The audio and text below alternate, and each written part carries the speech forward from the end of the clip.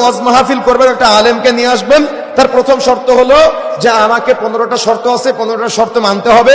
এই 15টা শর্তের মধ্যে একটা শর্ত হলো যে আমাকে 50,000 টাকা দেওয়া লাগবে। 40,000 টাকা আপনি পাঠিয়ে দিয়েছেন বা 45,000 টাকা দিয়েছেন, গত কিছুদিন আগে আমরা দেখলাম 5,000 টাকা স্টেজে ওঠার আগে দেয় নাই, তাই সে ওয়াজ করবে না। দোষকার তার না আপনাদের? কথা বুঝেন নাই মনে হয়, কথা বুঝতে পেরেছেন তো?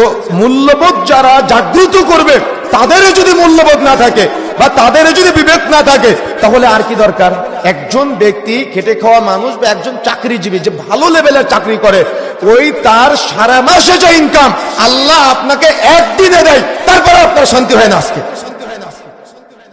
আমার কথা বুঝেন নাই মনে হয়, কথা আপনি বুঝতে পারতেছেন? কথা আপনাকে বিবেক দিয়ে বুঝতে হবে, কথা আপনাকে ব্রেন দিয়ে বুঝতে হবে।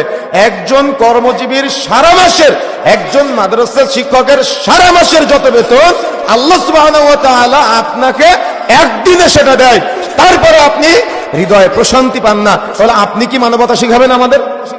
আর আপনারাও আছেন, যদি কেউ অনলাইনে একটু ভাইরাল হতে পারে তাহলে 40,000 কেন 1 লাখ 2 লাখ 4 লাখ টাকা দিয়ে আপনারা বক্তা ভাড়া করে নিয়ে এসে, আর এখন ওয়াজ মাহফিল গুলো তো রাজনৈতিক মঞ্চ হয়ে গিয়েছে।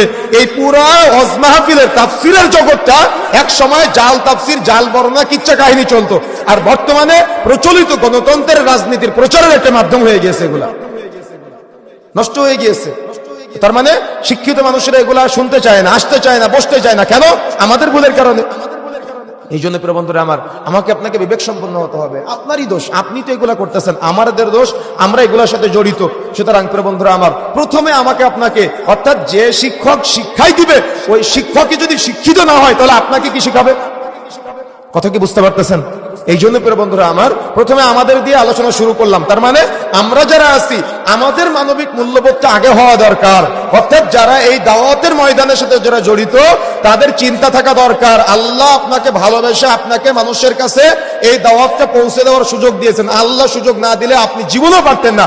এই আল্লাহর দেওয়া নিয়ামতটা আপনি দরদাম করে বিক্রয় করবেন না। কথা বুঝেন না মনে হয়?